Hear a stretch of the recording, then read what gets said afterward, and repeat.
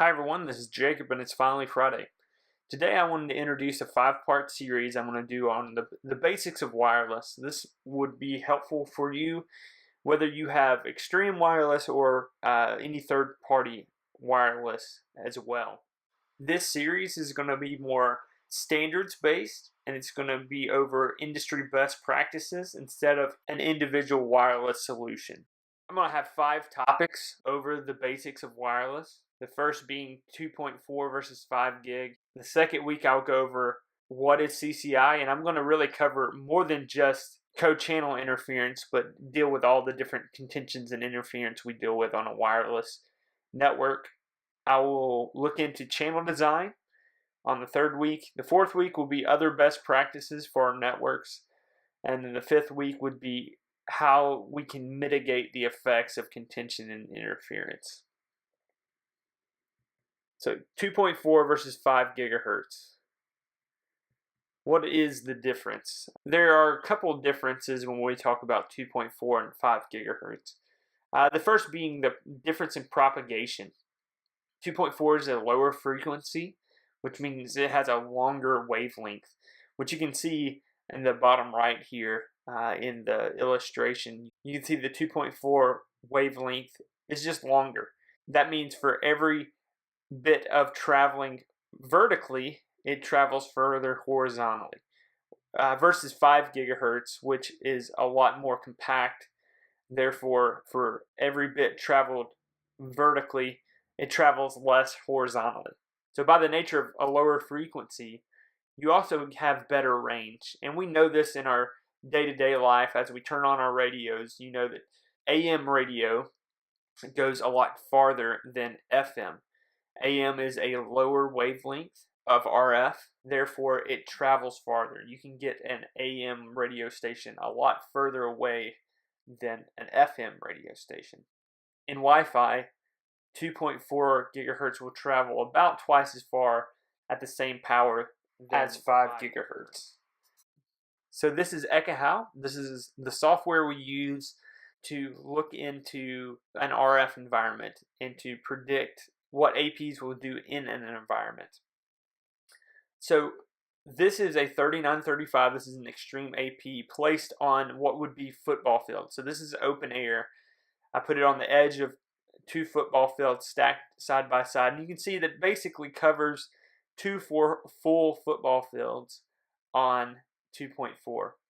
And this is with reasonable power. We're around 15 dBm, which may be a little high, but it's very reasonable power. When we go to look at the 5 gig radio, though, you can see a substantial difference in range. It's the exact same power output, and that's including the differences in the antennas. It's right at 15 again. And you can see just a tremendous difference. So we can see for sure that 5 gig does not travel as far as 2.4. So these characteristics of propagation have both positive and negative design implications. What I mean by that is the ability of 2.4 to travel further also allows it to penetrate walls better.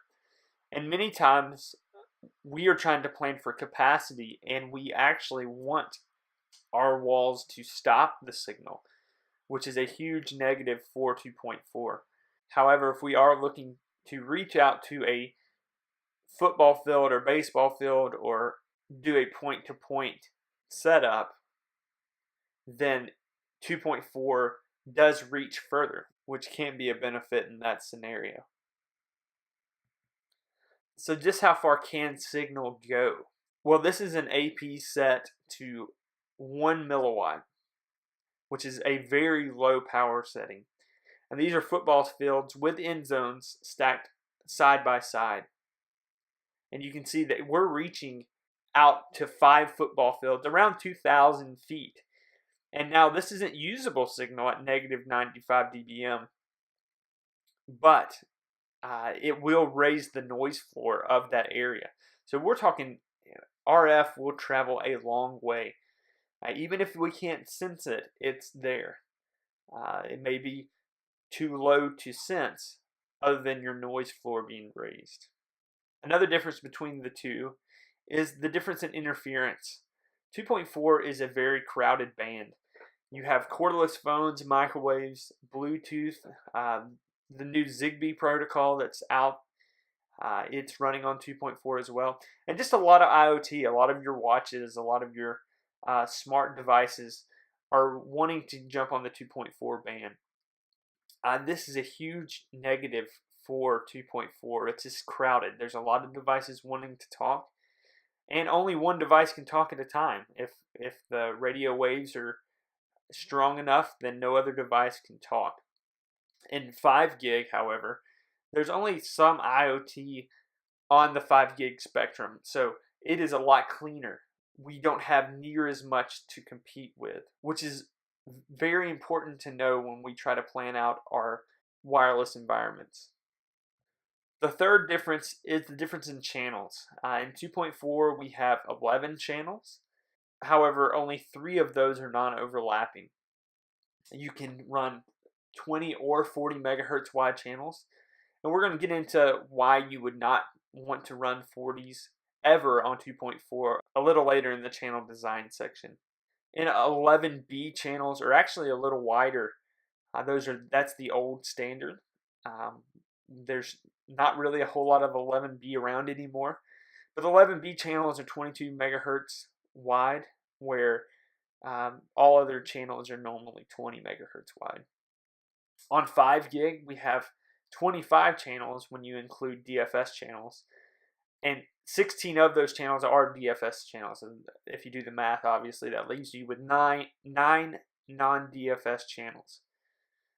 All of these channels are non-overlapping. They didn't give us any channels that would overlap each other. And you can run 20, 40, 80, and 160 megahertz wide channels. I just wanted to throw this up here. This is a view of the different channels in 2.4. In some other parts of the world, they are allowed to use channels 12, 13, and 14. However, in the United States, we are not. You can see that the bold channels are the only channels that are non-overlapping. If you trace any of the other channels that are not 1, 6, and 11, then you will find that you have overlapping channels there, therefore causing more interference, which we will go over next time. These are the 5 gig channels, and you can see there's much more going on here. The green sections are your non-DFS channels. The blue and the yellow are DFS channels, and the red are channels that have been proposed, but we are not going to get, last that I have heard. Those channels are currently not available.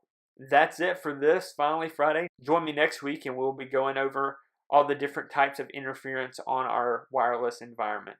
I appreciate you joining me this week. I hope you have a great Friday.